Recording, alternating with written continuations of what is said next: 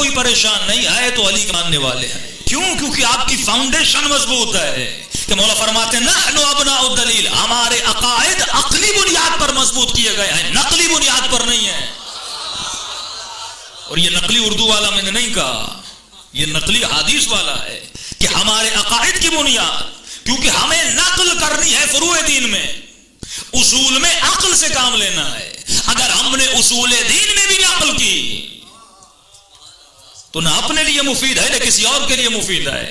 تو عقیدہ فاؤنڈیشن ہے، عقیدہ بنیاد ہے. اگر بنیاد کمزور ہوگی، اور آپ کتنے مدرسے بنا دیں، اگر ایک پڑھا لکھی بنیاد والا شخص آئے گا اس کی بنیادوں کو ہلا دے گا. جس طرح شخص نے ہلا دیا ہے، ان کے عقیدوں کو ہلا دیا ہے، ان کی بنیادوں کو ہلا دیا ہے. اور آپ جا کر دیکھیے ہزاروں کی تعداد میں ان کے مدرسوں کے طالب علم جاتے ہیں اور ان کی فیور میں چلے جاتے ہیں، کیونکہ جب سوال لے کر جاتے ہیں تو مولوی صاحب کے پاس جواب نہیں ہے.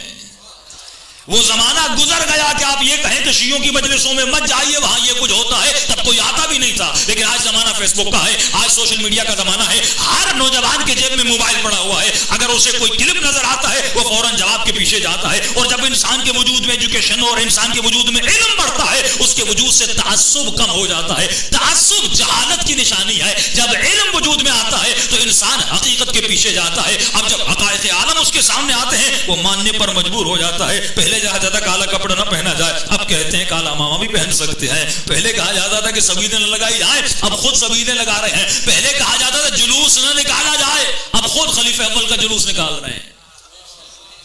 ہم نے تو کبھی منع نہیں کیا، ہم کہتے ہیں بسم اللہ آپ آئیے، ہم سبیدیں بھی لگائیں گے، آپ کا استقبال بھی کریں گے. آپ جلوس نکالیے تاکہ پتا چلے جو آپ کہتے تھے وہ غلط تھا،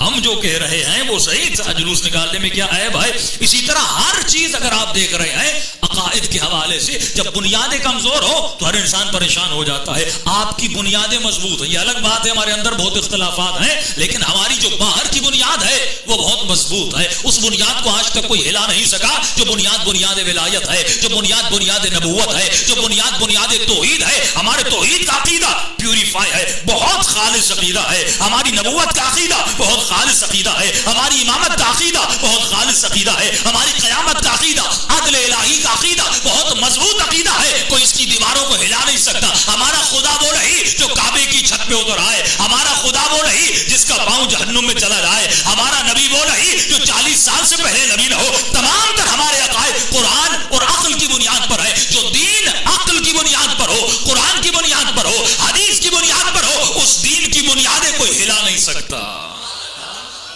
شکر کرنا چاہیے. اب یہ محنتیں تو بزرگوں کی تھیں جنہوں نے عقائد کی کتاب لکھی، توحید صدوق ہے. مختلف علماء نے محنتیں کر کے آپ کے عقائد کی بنیادوں کو مضبوط کیا. لیکن سوال یہ ہے جو اس عقیدے کے ماننے والے ہیں کیا ان کے عقیدے بھی مضبوط ہیں کہ نہیں؟ یہ تو آپ کے اوپر کرم الہی تھا کہ آپ کے عقائد اور آپ کی بنیادیں اہل بیت کے نور کی وجہ سے مضبوط ہیں. لیکن سوال یہ ہے کہ آج کا مسلم اور آج کا مومن اور آج کا شیعہ جو عقیدہ لا الہ الا اللہ رکھ رہا ہے، جو عقیدہ محمد رسول اللہ رکھ رہا ہے، جو عقیدہ علی ولی اللہ رکھ رہا ہے، اس کی اپنی عقائد کی بنیادیں مضبوط ہیں کہ نہیں؟ یا ہم نے صرف کلمہ پڑھ لیا اور اس پہ سوچا نہیں، توحید پہ غور و فکر نہیں کیا؟ پھر میں کہتا ہوں ہمارے عقائد عقلی ہیں، نقلی نہیں ہیں.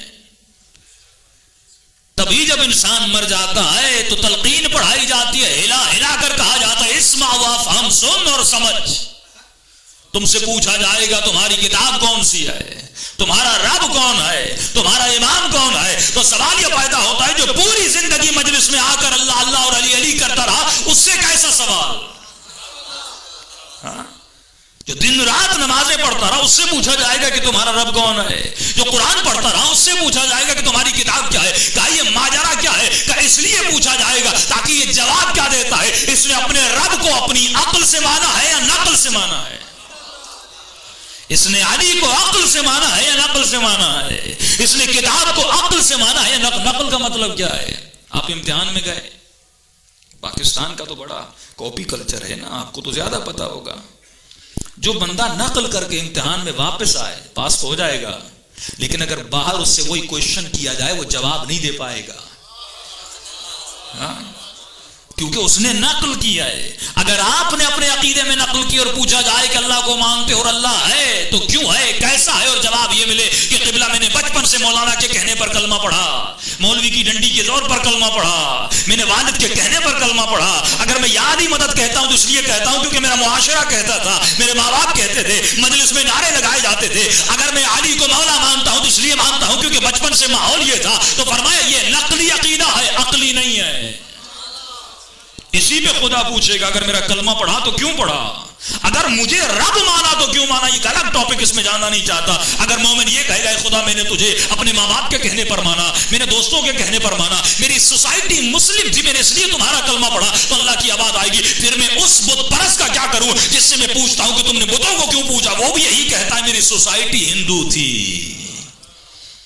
तो फरमाया फिर उसे भी जन्नत में भेजना पड़ेगा अगर तुझे जन्नत में भेजना है। अगर मुझे माना है तो अक्ल के जरिए से मान, अगर मुझे माना है कयामत को मानो तो अक्ल के जरिए से, कब्र को मानो तो अक्ल के। गफलत इंसान के जहन में क्यों आती है? हर इंसान को यकीन है मुझे एक न एक दिन मौत आएगी, लेकिन ये इंसान कब्र से इतना गाफिल क्यों है? क्योंकि अपनी कब्र को अक्ली तौर पर नहीं माना, जस्ट एक अकीदा बना दिया। या अली मदद तो कहता है लेकिन अकली तौर पर इसका अकीदा पुख्ता नहीं है। फिर कहता है या अली मदद कहता हूं तो अली मदद क्यों नहीं करते? भाई कैसे करेंगे जब तुम्हारा अकीदा पुख्ता नहीं होगा। इब्राहिम के लिए आग गुलो गुलजार बन सकती है, तुम्हारे लिए नहीं बन रही। ये इतने उलमा गुजरे, उनको इमामों की ज़ियारत हुई, शफा मिली।